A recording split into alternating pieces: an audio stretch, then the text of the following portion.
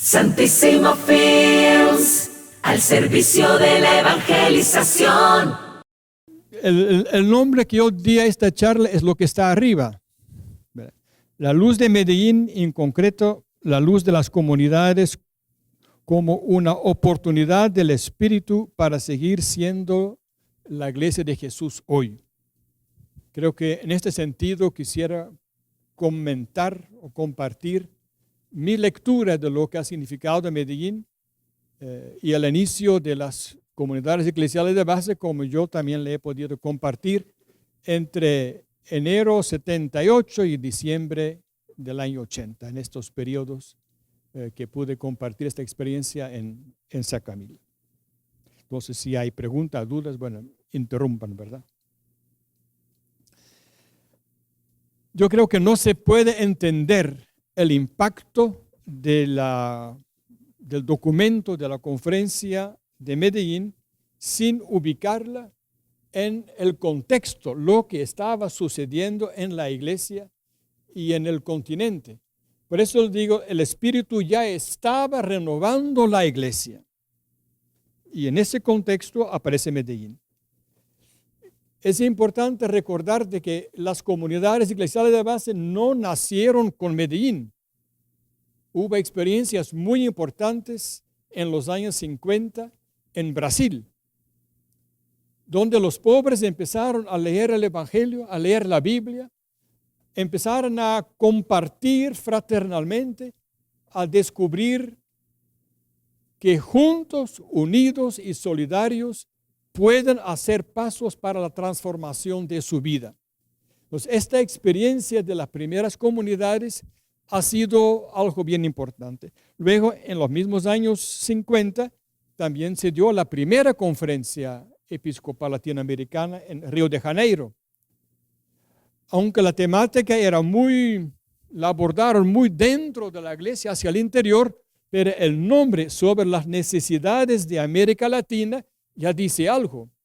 La iglesia empieza a preocuparse por lo que está pasando en el continente. No tanto por lo que pasa al interior, sino lo que está pasando afuera. Una de las cosas bien importantes que han sido base para que después Medellín pudiera tener tanto impacto era que obispos y sacerdotes se insertaron en los barrios pobres y descubren lo que significa cargar con la cruz de la pobreza. Ahí pongo esa foto a la izquierda. Esas son fotos de ahora, ¿verdad? De la experiencia de los curas de la vía, los sacerdotes en opción por los pobres en Argentina, porque no encontré fotos de aquel tiempo, pero es un poco lo mismo, ¿verdad? De los que van a vivir y compartir realmente esta realidad, religiosas también, ¿verdad? Sacerdotes, obispos, Proaño está allí, ¿verdad? Elder Cámara y Angelelli, ¿verdad? Que hace un mes, ¿verdad? Ha sido declarado beato, ¿verdad? Por su compromiso, su entrega. Es decir, eso estaba en camino, lo estaban haciendo. La iglesia, a través de sus pastores, estaba descubriendo la pobreza de la gente.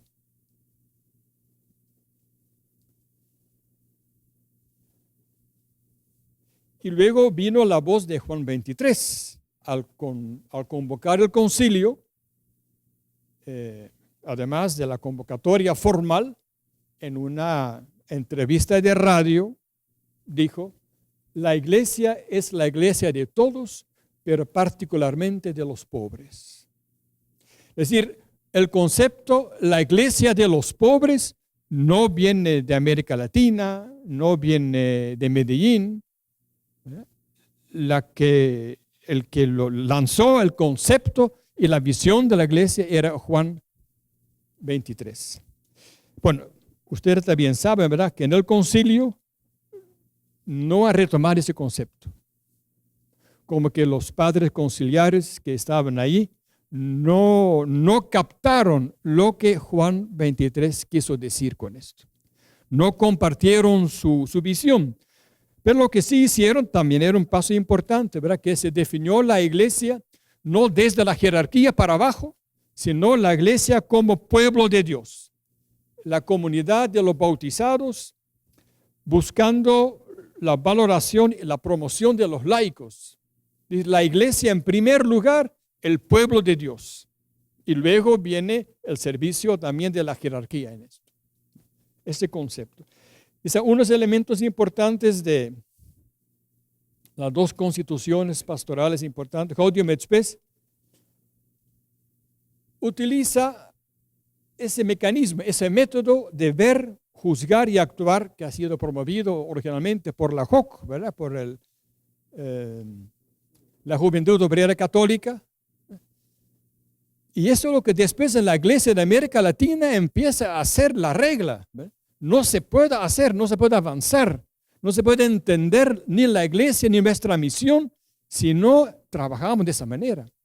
Si no entendemos bien la problemática, por eso tanta importancia tiene ese diplomado de formación política y económica, ¿verdad? Que se está organizando, para que podamos entender lo que pasa luego a la luz del Evangelio, iluminar esto y lo que era nuevo en el concilio, en esta constitución, era que termina en pautas para el actuar. Eso también era nuevo en los documentos oficiales de la iglesia, porque siempre ha sido, digamos, iniciando con la doctrina de antes, tratando de actualizar la doctrina y ya terminaba todo, para la mejor comprensión de la doctrina de la iglesia. Gaudium et Spes termina con, en todos sus elementos, termina con la acción. ¿Qué hay que hacer? Eso también es nuevo. Y impulsa a la iglesia a ser fermento y alma de la vida y de la historia. Es decir, ubica la iglesia en la historia de la humanidad, de la historia concreta que los pueblos viven. Mira, en Lumen Gentium hay también una definición interesante que después en Medellín y Puebla también lo retoma. En estas comunidades, aunque frecuentemente pequeñas y pobres, o que viven en la dispersión, está presente Cristo, por cuya virtud se congrega la iglesia, una santa católica y apostólica. Es decir, al reconocer, el concilio ya dio un reconocimiento importante que en estas pequeñas comunidades de gente pobre, toda la iglesia está presente. Allí está Cristo, allá se vive toda la dimensión de la iglesia. Esto luego en Medellín lo explica un poquito más.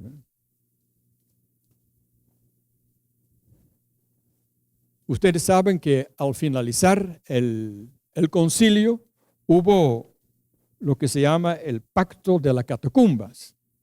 No sé si han leído esto. Y si no lo han leído, habrá que leerlo con urgencia. ¿Ve? Porque realmente esa es una visión de unos 40 obispos, la mayoría latinoamericanos, que al finalizar el concilio querían asumir un compromiso de una iglesia de la jerarquía, los pastores a la par y en medio de los pobres, hacerse pobre para poder servir a los pobres. Este documento del pacto de las catacumbas de verdad es un documento bastante curioso. Y la mayoría de ellos eran latinoamericanos. Y con esta visión, con esta mística, regresaron, después del concilio, regresaron para implementar la conferencia de Medellín. Ahí estamos, ¿verdad? Compartiendo algunos elementos de Medellín se puede hablar de unos discursos, ¿verdad? Escribir un montón de libros sobre lo que es, pero alguna cosa que me parecía interesante compartir lo siguiente.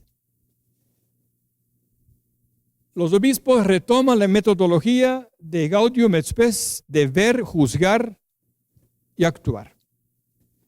En todos los capítulos, creo que son 16 capítulos del documento de Medellín, parten siempre de la realidad, analicen lo que está sucediendo, tanto a nivel del continente, de los pueblos, como a nivel de la iglesia, juzgan a la luz de la palabra de Dios, el mensaje del magisterio, y empujan hacia un actuar.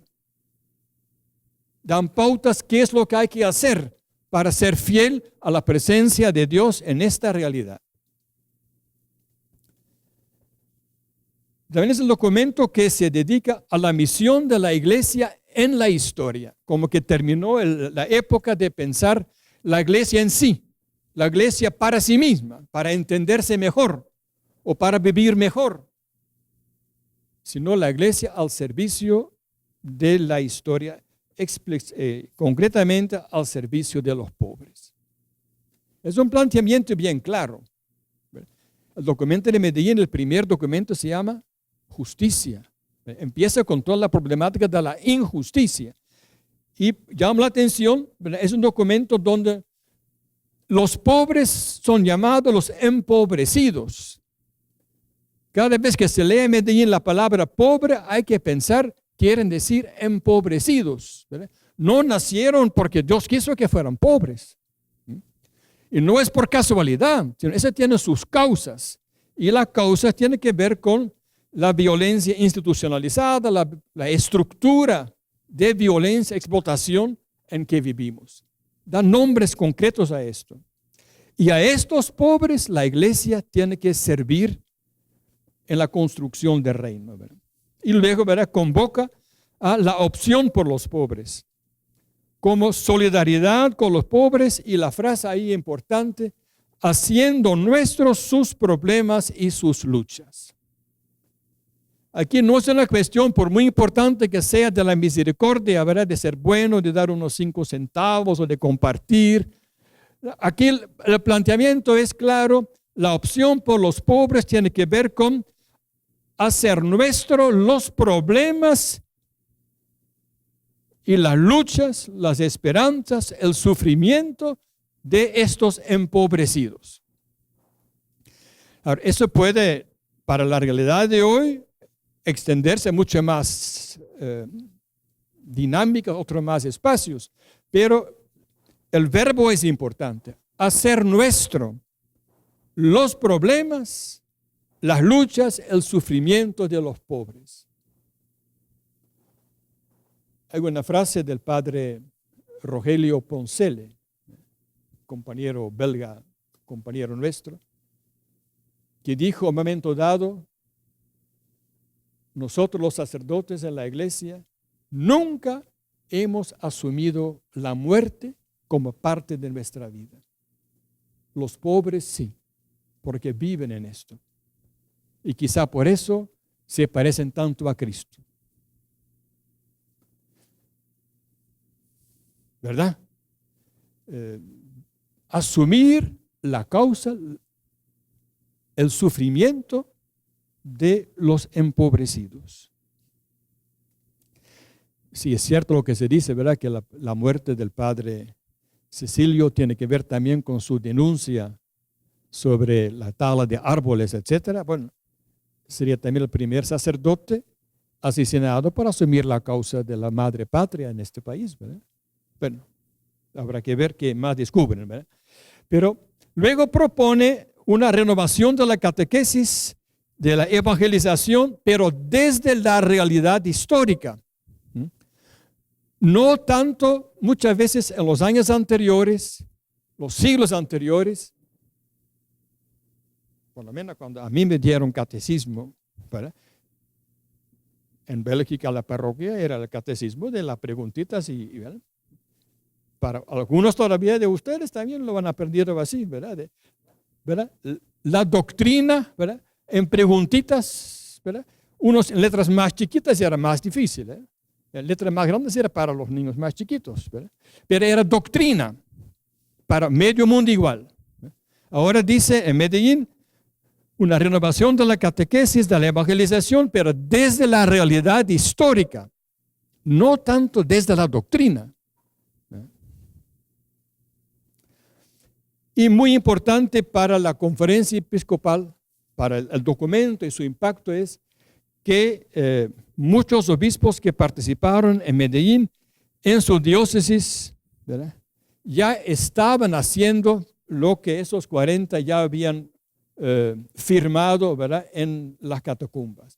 En ese sentido, la conferencia de Medellín confirmó legitimó y reforzó la nueva práctica eclesial, que en el continente estaba en marcha, pero ahora con la oficialidad de la autoridad de la iglesia latinoamericana, dijo, eso es y eso debe ser. Para ser fiel al evangelio, ese es el camino.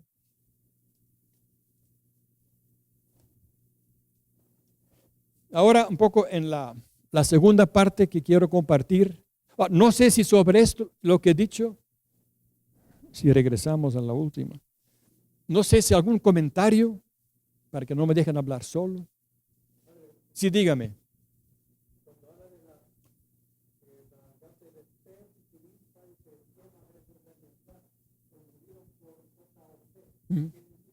Juventud Obrera Católica. Eso fue iniciado por otro sacerdote belga. Lo siento, pero bueno, así es, ¿verdad? Y que de verdad que empezó a trabajar con la juventud obrera, que al principio del siglo pasado, de verdad, en Bélgica empezó. La iglesia no tenía ninguna palabra, pero ninguna a los jóvenes que no podían estudiar y que fueran a trabajar en las fábricas. Y él empezó a organizar, a convocarlos, ¿verdad?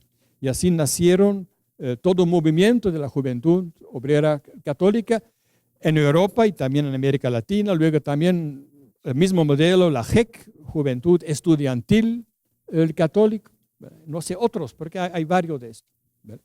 Y lo típico de ellos, de este movimiento, es su manera de analizar, ver, juzgar y actuar.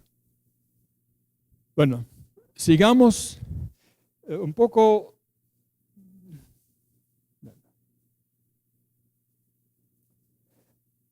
La Conferencia Episcopal de Medellín da unas definiciones un poco complejas sobre qué son comunidades eclesiales de base, pero todos los elementos ahí son importantes, ¿verdad? Con eso se ve de un solo que no se trata de un movimiento a la par de otros movimientos, ¿verdad? Por muy importante que pueda ser en la pastoral, la comunidad cristiana de base en Medellín todavía no hablan de comunidad eclesial de base, eso bien en Puebla sí, pero el término que utiliza en Medellín es comunidad cristiana de base. Es el primero y el fundamental núcleo eclesial que debe en su nivel responsabilizarse de la riqueza y la expansión de la fe, como también del culto que es su expresión. Ella es célula inicial de estructuración eclesial, foco de evangelización y factor primordial de promoción humana y desarrollo. Célula inicial de estructuración, es decir, la iglesia en su forma, en su dimensión pero toda la iglesia en su forma más pequeña es la comunidad eclesial de base. Y según ese documento, la iglesia tendrá que estructurarse a partir de esos ladrillos, estos núcleos. Y la comunidad será el foco de la evangelización a partir de su vivencia, su experiencia comunitaria, ir viviendo la evangelización como su gran misión y factor de promoción humana y desarrollo. En Puebla añade la dimensión de la liberación, como que solamente hablar de promoción humana y desarrollo como que no era suficiente, ¿verdad? En Puebla encontraron de que teníamos también que liberarnos de un montón de cosas para poder avanzar en esto. Mira, esa foto es de la Eucaristía que celebramos en San Antonio Abad, en el despertar con el 50 aniversario de las comunidades nuestras, las comunidades que nacieron de Sacamil. El arzobispo llegó a presidir ahí la celebración.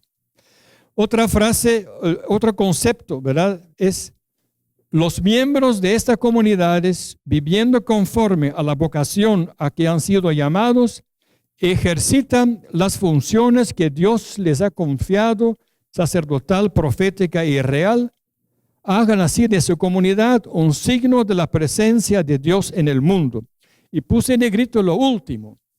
¿verdad? Entonces, la misión de la iglesia debe ser garantizar, visualizar la presencia de Dios en este mundo. Y ampliar esto, facilitar que Dios pueda estar presente de una mejor manera. Según la comunidad tiene esta misión, signo de la presencia, vivirlo, a un lado vivirlo. Quien se encuentra con una comunidad eclesial de base tendría que sentir algo de esta presencia de Dios, porque si no, ¿verdad? Y al mismo tiempo tiene la misión de ser instrumento, ¿verdad?, del reino.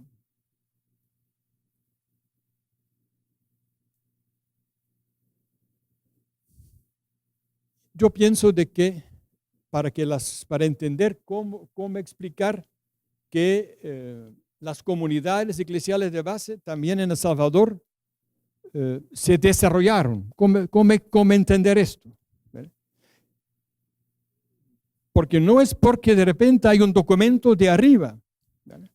Hablando hace poco con el arzobispo y yo le pregunté, mire, monseñor, dije, usted habló tan bonito sobre las comunidades eclesiales de base en nuestro 50 aniversario. De verdad.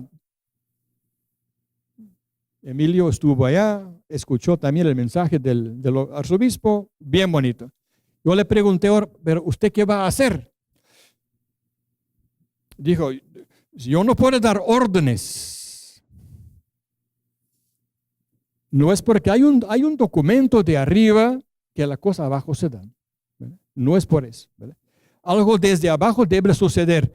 Entonces, creo que una de las cosas que ha sido tan importantes en el crecimiento de las comunidades eclesiales de base en diferentes lugares, también en El Salvador, era que los pastores iban al encuentro de los pobres, asumieron sus causas, compartieron sus sufrimientos y sus luchas y finalmente fueron perseguidos por defender a los pobres.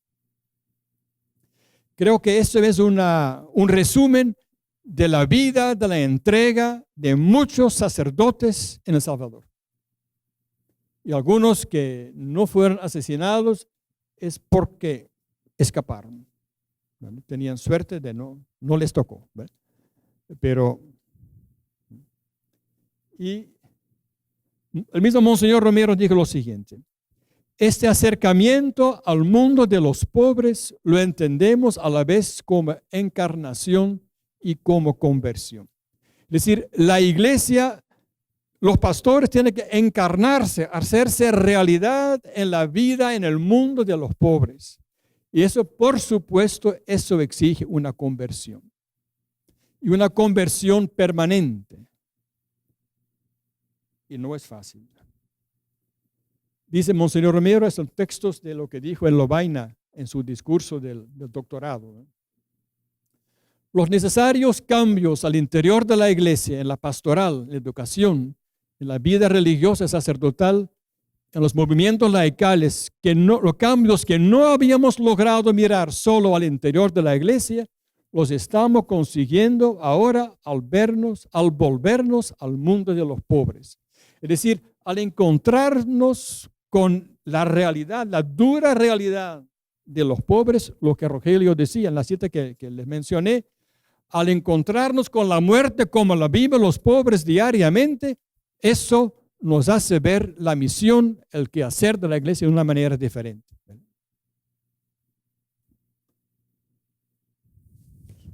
Y quiere ilustrar esto, ¿verdad? El padre Octavio Ortiz descubrió las comunidades eclesiales de base en un tugurio. Y quiere contar un poco la experiencia de esto. Octavio era un campesino, ¿verdad? De Morazán, de Cacaopera. En el seminario, un muchacho bien tímido. Había oído algo de las comunidades eclesiales de base. Un día llegó a la parroquia de nosotros en Sacamil.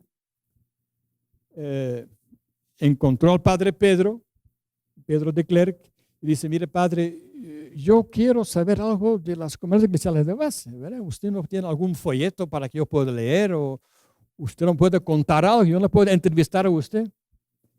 Y Pedro, un poco, es el estilo de Pedro, ¿verdad? Dijo: ¿de verdad quiere saber algo? ¿De verdad? Sí, padre. Bueno, empezó a temblar un poco, ¿verdad? Sí, padre. Bueno, entonces, vamos. Y metió a Octavio en su carro y se fueron a un tugurio que se llamaba en aquel tiempo la zona sur de Sacamil. Lo lleva allá, se bajan del carro y dice lo siguiente. Eso es lo que Pedro dice, escribe en su librito. Cuando tenga 10 o 12 hombres que son amigos suyos y que estén dispuestos a reunirse, vuelvan a llamarme y vamos a dar la segunda clase de la Comunidad Eclesial de base. Y Pedro se fue y dejó a Octavio ahí. Y Octavio empezó a visitar, no sé qué tiempo tiene disponible desde el seminario, pero empezó a visitar y por ser muy tímido, él mismo después, yo le he oído varias veces, él se acercaba a los niños que estaban jugando en los lodos, en Tugurio, ¿verdad? En los callecitas así, jugando con los niños, tomando una pelota y las mamás vienen, ¿y este quién es? Bueno, y así poco a poco. Y después de un tiempo, no sé cuánto tiempo tardó en esto, llegó otra vez a la parroquia diciendo, mire padre, tengo 10 hombres que de verdad somos amigos, nos llevamos muy bien, hemos compartido mucho y quiere reunirse. Por favor, denme la segunda clase de comunidades eclesiales de base. Miren, eso es, ¿verdad? Octavio encontró qué es la comunidad eclesial de base partiendo de la experiencia, el encuentro con los pobres urbanos. Él conocía la pobreza rural, ¿verdad? De Morazán, pero no conocía la pobreza urbana. Entonces, desde ese encuentro, ¿verdad? Octavio empezó a formar comunidades, ¿verdad? Él era el párroco en San Francisco de Mexicanos, ¿verdad? Después de un tiempo también asumió lo de San Antonio Abad, ¿verdad? Donde fue asesinado, ¿verdad? El 20 de enero en el 79.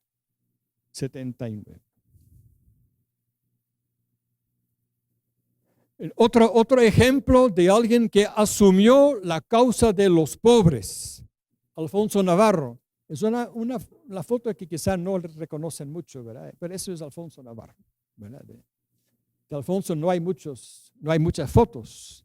Y las fotos que hay siempre es la misma, ¿verdad? He logrado platicar un poco con familiares. De Alfonso Navarro quiere contar lo siguiente. En el aniversario ahora, el 11, ¿verdad? Pero el 11 de mayo, pregunté a unos sobrinos, ustedes, dije yo, ¿no tienen algunos escritos de Alfonso? ¿Eh? Porque de todos los mártires, si no tenemos documentos de ellos, empezamos a inventarnos cosas, o bien para callarnos, o bien para decir lo que también nos conviene. Entonces es importante ir, por eso de Monseñor Romero es tan importante tener sus homilías, ¿verdad?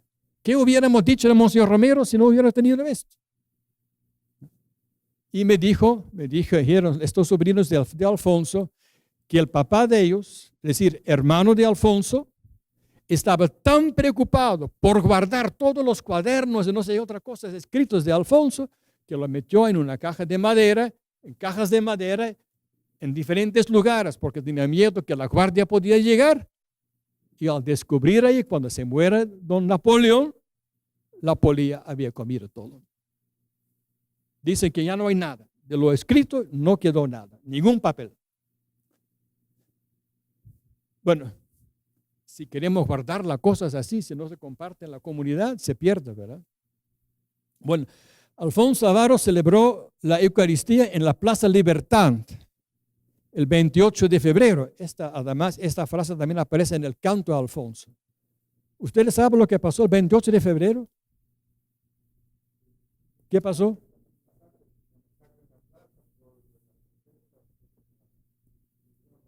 Ajá. Entonces, unos días antes, la semana antes, ¿verdad? Se dio las elecciones, ¿verdad? Donde el PCN, el partido de los militares, ¿verdad? Volvió a hacer fraude total y mucha gente que había tomado conciencia estaba manifestándose, ¿verdad? La Plaza Libertad se llenaba.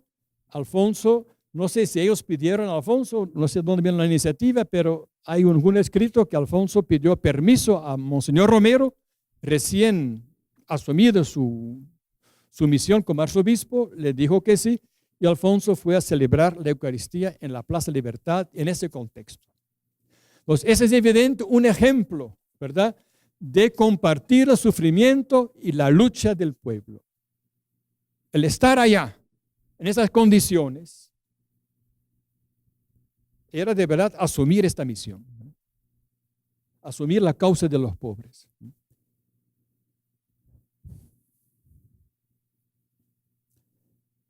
Mira, en Sacamil, yo no sé si otros de Sacamil todavía se acuerdan de eso. En Sacamil la guardia estaba buscando a Medellín, porque las comunidades estaban iniciando, estaba la lectura, el estudio, decían, como Medellín dice hay que hacer tal cosa, como Medellín nos ilustra, como Medellín, y la guardia estaba preguntando, ¿y Medellín dónde está? ¿Quién es? ¿Verdad? Es decir, las comunidades de verdad estaban asumiendo el papel de esa iglesia, de estos núcleos, ¿verdad?, eclesiales y su servicio a la iglesia. Pongo ya 3 fotos, ¿verdad?, son mártires de la comunidad nuestra. A la derecha es un animador de la comunidad de los edificios de los 400 donde trabajaba el padre Rogelio en Sacamil. Alfonso Acevedo, que es el animador de las comunidades en el sector de San Ramón, donde trabajaba yo en aquel tiempo, que asumió la parroquia cuando yo salí en diciembre de 80. 3 años después asesinaron a Alfonso. Y a la izquierda está la hermana Silvia de la pequeña comunidad, grupo de religiosas, ¿verdad?, comprometidos totalmente en la pastoral, que también ella fue asesinada en Culto Maicamones en el 81. Es decir, asumir la causa de los pobres de verdad significa muchas veces ser perseguidos, ¿verdad?, y hasta el final. El segundo elemento es, los de primero era sacerdotes y obispos se insertan, ¿verdad?, van al encuentro de los pobres. El otro, la consecuencia es que los pobres irrumpen en la iglesia y los pobres empiezan a evangelizar, empiezan a ser los evangelizadores de obispos, sacerdotes religiosas, y su voz empezó a sonar en la iglesia. A veces yo pienso que la fuerza de Monseñor Romero para predicar cada domingo es porque cada semana, quizá cada día, tenía encuentro con gente pobre, perseguida, que llegaba al arzobispado a llorar, a compartir su miseria. Todos los días estaba escuchando esto, escuchando la voz de los pobres. También quiero compartir una experiencia que yo he vivido. Ella es Tilita, es la foto de ahora, ¿verdad?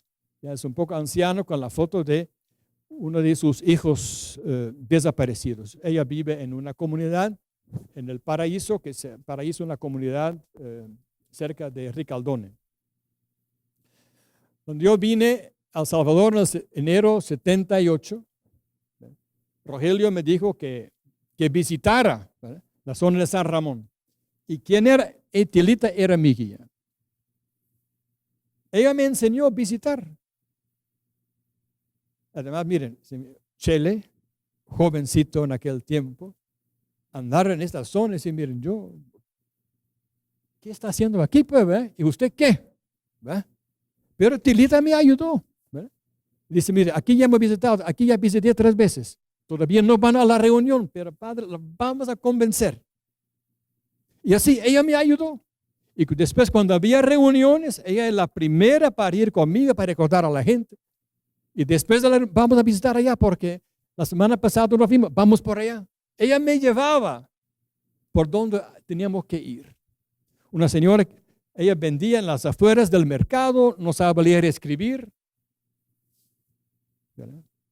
Y hoy todavía, ¿verdad?, en las organizaciones de los familiares de los desaparecidos, ahí está, ¿verdad?, con la foto. Los pobres fieles, ¿verdad?, que nos enseñan el camino. Monseñor Romero llegó a Sacamil 2 veces, a la parroquia nuestra. La primera vez era en el año 74, todavía no era arzobispo. El ejército había tomado la universidad y la conferencia episcopal escribió una carta, no sé si ustedes se acuerdan, algunos, que estaba muy bien esto, porque ese era un nido de comunistas, muy bien hecho. Además, yo quisiera volver a leer esa carta, qué es lo que dijeron de verdad, ¿verdad? Pero aprobando, y era una carta de aprobación de lo que el ejército había. Sin hablar de la gente trabajadora que pierde su trabajo, sin hablar de la gente de las champitas que vivían en los alrededores de la universidad. Toda la gente los sacaron, pero los obispos dijeron, muy bien hecho, porque es un nido de comunistas. Entonces la parroquia de San Camilo, las comunidades invitaron a Monseñor. Esta foto es de la segunda visita. La primera visita, Monseñor llegó, empezaron a celebrar la misa y estaba el padre Pedro, las lecturas, y en el momento de la homilía empezaron a hacer comentarios y a preguntar, mira, Monseñor, está bien lo que usted está diciendo, pero queremos preguntarle a usted, ¿por qué escribieron esta carta? ¿Cuál carta? ¿Cuál pronunciamiento? Como que no sabía nada. No lo de la universidad. Y se puso muy tenso. Y otros le dijeron, miren, no estamos de acuerdo que ustedes como miembros de la jerarquía de la iglesia han hecho, como autoridad, han dicho estas cosas, porque la gente ha perdido su trabajo, la gente que vive alrededor ha perdido sus casitas. Y Monseñor Romero se puso bien bravo, bien enojado, de tal manera que el padre Pedro dijo, momento dado, Monseñor, lo siento mucho, ese no es un ambiente para celebrar Eucaristía, ni para el Padre Nuestro. Se quitó el alba y se fue. Y la gente también se fue. Y Monseñor poco a poco también se fue. ¿Vale? No había de otro. Así terminó. Y unos años después, Monseñor Romero regresó a San Camilo y pidió perdón. Y dijo, en aquel tiempo, todavía lo sé muy bien, pero en aquel tiempo yo no había escuchado a ustedes. Yo pensaba que yo tenía la razón, nosotros los obispos teníamos la razón, no habíamos escuchado. Y pido perdón, bueno, todo un rollo sobre esto, ¿verdad? Es decir, cuando los pobres irrumpen en la iglesia, ¿verdad? Eso provoca todo un dinamismo diferente, nos evangelizan, ¿verdad? Y por supuesto, también lo que sucede luego es que los pobres nos enseñan a leer la Biblia. Muchos de ustedes, quizá todos, ¿verdad?, tienen esta experiencia, ¿verdad? Cuando los pobres empiezan a reflexionar el Evangelio a partir de su realidad, de lo que viven, descubren cosas, descubren la palabra de Dios que nosotros jamás hubiéramos descubierto, ¿verdad? Ellos nos enseñan a leer, ¿verdad?, la realidad y leer la realidad a la luz del Evangelio. Todavía otro elemento creo que importante es cómo entender, ¿verdad?, que los pobres reales e históricos se convirtieron en lugar teológico. Es decir, el encuentro con Dios que escucha el clamor de su pueblo, ¿verdad? Encontrar a Dios en el sufrimiento de los pobres. Luego está también un lugar cristológico, el encuentro con Jesús, sobre todo quizá la pasión en la muerte de los pobres, también la esperanza de la resurrección y un lugar eclesiológico. El centro de la iglesia no es el templo, el edificio, sino es el entorno, ¿verdad? El centro de la iglesia se trasladó a los cantones, en el campo, en los tugurios, las fábricas, ¿verdad?, de las ciudades. A partir de ahí empieza la teología de la liberación a hacer sus reflexiones, ¿verdad? Pero esa es un poco la vivencia de esto. Y nació, ¿verdad?, una experiencia de comunidades que responde a estas tres cosas. Las comunidades, estos núcleos pequeños de toda la iglesia, una nueva práctica eclesial, una nueva manera de leer la Biblia, una nueva manera de orar, una nueva manera de cantar y de celebrar. Ahí no he mencionado lo que usted dijo, ¿verdad? El contexto contexto revolucionario que se vivió, provocó en El Salvador más bien una gran crisis. Cuando digamos, colapsó el sistema político en El Salvador y nacieron las comunidades eclesiales de base, en las comunidades nació la gran inquietud: ¿nosotros qué tenemos que hacer? Nosotros somos iglesia, pero ahí están los pobres luchando. Nosotros tenemos que estar en esto o no. Hubo grandes discusiones sobre esto. Es decir, el inicio de la revolución, ¿verdad?, con las organizaciones populares que empezaron a movilizarse, eso provocó un gran cuestionamiento en las comunidades y que poco a poco empezaron a descubrir: allá tenemos que estar junto con el pueblo, ¿verdad? ¿En qué medida el entorno, bueno, de la revolución cubana, la revolución en Nicaragua? Claro, este entorno también funcionó, pero no sé si ha tenido tanto impacto en la comunidad. Más bien era la evolución política en El Salvador que ha ayudado mucho a ubicarnos, ¿no?, y a cuestionar, porque había gente que se salía, ¿verdad?, que se salía de esto, por el tema de la violencia, por ejemplo, ¿verdad? Todas discusiones hemos tenido, violencia como cristiano, ¿qué actitud frente a esto? Entonces, para concluir, así como el Espíritu guió la iglesia antes, durante, después de Medellín, creo que hoy también podemos arriesgarnos a formar comunidades iluminadas, inspirados por el dinamismo eclesial. Y yo pongo ahí, ¿verdad?, no tengamos miedo. No tengamos miedo a los pobres. Si nos arriesgamos a ellos, el Espíritu Santo va a hacer el resto.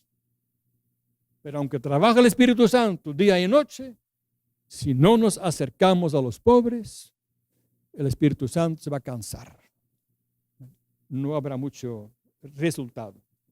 Es decir, yo creo que la experiencia de Medellín y de las comunidades de aquel tiempo retomar esta dinámica es una tremenda oportunidad para renovar la iglesia también hoy. Bueno, no hay tiempo para decir y por qué las comunidades no siguieron, ¿verdad? ¿Qué pasó? Pero bueno, será para otra vez que compartimos esto. Terminando, 2 frases de Monseñor Romero. La iglesia se predica desde los pobres y no nos avergonzamos nunca de decir: la iglesia de los pobres, porque entre los pobres Dios quiso para Cristo su cátedra de redención. ¿Verdad? Nuestro santo, ahora ya no es cuestión de que aquel otro anterior obispo, ¿no?, es el santo. Es decir, en Monseñor Romero reconocimos a Jesús presente. ¿Verdad? Eso es alguien de santo, ¿verdad? Y dice: ¿cómo no me va a llenar el corazón de esperanza una iglesia donde florecen las comunidades eclesiales de base? ¿Y por qué no voy a pedir a mis sacerdotes que hagan florecer comunidades por todas partes? En los barrios, en los cantones de las familias. Ese modelo de iglesia de estos núcleos pequeños, ¿verdad? Bueno, así como el Espíritu del Señor hizo posible en Medellín, creo que hoy también, ¿verdad?, con el apoyo, ¿verdad?, desde arriba del Papa, el Espíritu Santo abajo, pero la condición, me parece, es ir al encuentro con los pobres.